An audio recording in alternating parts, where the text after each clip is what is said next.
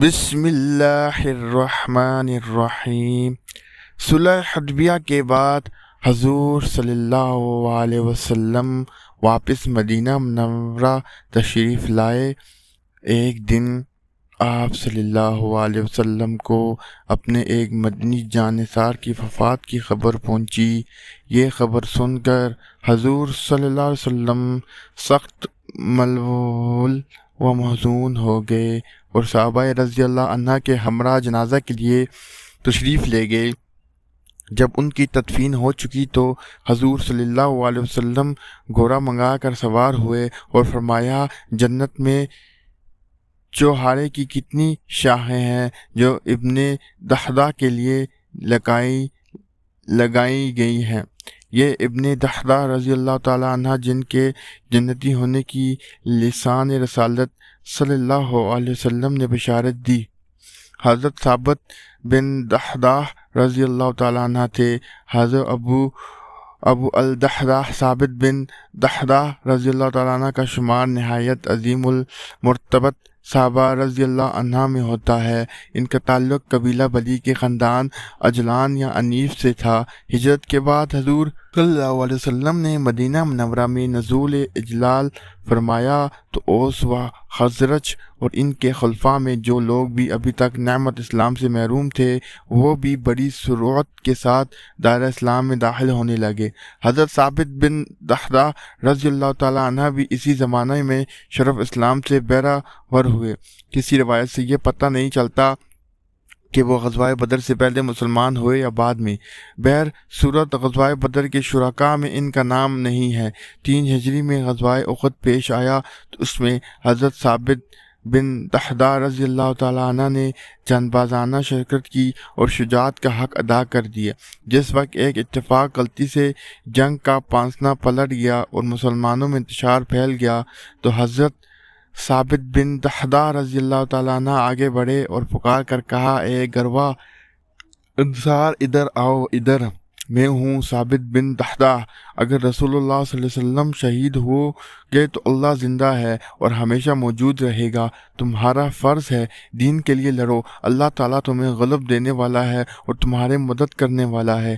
حضرت ثابت رضی اللہ تعالیٰ عنہ کی آواز سن کر چند انصاری جانباز ان کے گرد جمع ہو گئے اور سب نے مل کر مشرکین کے ریلے کو روکا۔ دوسری طرف سے ایک اور ریلا آیا جس میں خالد بن ولید، اکرمہ بن ابو جہل، زرار بن خطاب اور عمرو بن عاص جیسے قریش کے نامور جنجوں میں شامل تھے۔ ان لوگوں نے انصار جانبازوں کو گھیر لیا۔ حضرت ثابت رضی اللہ تعالی عنہ ان کے ساتھیوں نے جم کر مقابلہ کیا۔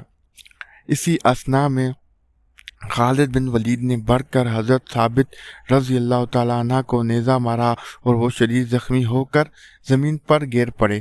لڑائی کے بعد زخمیوں اور شہداء کی تلاش کی گئی تو لوگوں نے دیکھا کہ حضرت ثابت رضی اللہ تعالیٰ عنہ اگرچہ شدید زخمی ہیں لیکن ان کی سانس چل رہی ہے۔ چنانچہ انہیں اٹھا کر مدینہ منورہ لے گئے۔ علاج معالجہ سے زخم بظاہر مند مل ہو گیا اور کئی سال تک وہ اچھے بھلے رہے، لیکن صلح حدیبیہ کے بعد ایک دن یہی زخم پھر عود کر آیا اور اسی کے صدمے سے انہوں نے وفات پائی۔ وفات کے وقت کوئی اولاد زندہ نہیں تھی اور غالباً اہلیہ بھی وفات پا چکی تھیں، اسی لیے حضور صلی اللہ علیہ وسلم نے ان کا ترکہ ان کے بھانجے حضرت ابو لبابہ رفاع رضی اللہ تعالیٰ عنہ کو عطا فرمایا۔ ثابت بن دحدہ رضی اللہ تعالیٰ عنہ کے گلشن اخلاق میں اخلاص فی الدین، انفاق فی سبیل اللہ، جوش ایمان اور جذبہ فدویت سب سے خوش رنگ پھول ہے۔ اپنے انہی اوصاف کی بدولت انہوں نے بارگاہ رسالت میں درجہ محبوبیت حاصل کر لیا تھا۔ حضرت عبداللہ بن مسعود رضی اللہ تعالیٰ عنہ سے روایات ہے کہ جب یہ آیت نازل ہوئی، کون ہے جو اللہ کو قرض دے اچھا قرض تاکہ اللہ اسے کئی گنا بڑھا کر واپس دے اور اسی لیے اس کے لیے بہترین اجر ہے، تو حضرت ثابت بن دحدہ رضی اللہ تعالیٰ عنہ حضور صلی اللہ علیہ وسلم کی خدمت میں حاضر ہوئے اور عرض کیا، یا رسول اللہ، کہ اللہ تعالیٰ ہم سے قرض چاہتا ہے۔ حضور صلی اللہ علیہ وسلم نے فرمایا، ہاں اے ابو الدحدہ انہوں نے عرض کیا یا رسول اللہ ذرا اپنا دست مبارک مجھے دکھائیے۔ حضور صلی اللہ علیہ وسلم نے اپنا دست مبارک ان کی طرف بڑھایا تو انہوں نے حضور صلی اللہ علیہ وسلم کا دست مبارک اپنے ہاتھ میں لے کر کہا، اے اللہ کے رسول، میں اپنا باغ اللہ تعالیٰ کو قرض دیتا ہوں۔ یہ باغ جو حضرت ثابت رضی اللہ تعالیٰ عنہ نے رائے حق میں صدقہ کر دیا کوئی معمولی باغ نہیں تھا، بلکہ اس میں کھجور کے 600 درخت تھے اور اسی میں ان کا مکان تھا۔ حضور صلی اللہ علیہ وسلم سے یہ بات کر کے وہ سیدھے اور اپنی اہلیہ کو پکار کر کہا، دحدہ کی ماں گھر سے نکل آؤ، میں نے یہ باغ اپنے رب کو قرض دے دیا ہے۔ ان کی اہلیہ حضرت دحدہ رضی اللہ تعالیٰ عنہ بولی، ابو دحدہ تم نے نفع کا سودا کیا ہے۔ یہ کہہ کر اپنا سامان اور بچے دحدہ کو لے کر باغ سے باہر نکل آئے۔ اس روایات سے یہ بھی معلوم ہوتا ہے کہ حضرت ثابت رضی اللہ تعالیٰ عنہ کا دحدہ نامی ایک لڑکا تھا جو بعد میں ان کے سامنے ہی فوت ہو گیا تھا۔ ایک اور روایات میں جو حضرت انس بن مالک رضی اللہ تعالیٰ عنہ سے مروی ہے، یہ واقعہ ایک دوسری صورت میں بیان کیا گیا ہے۔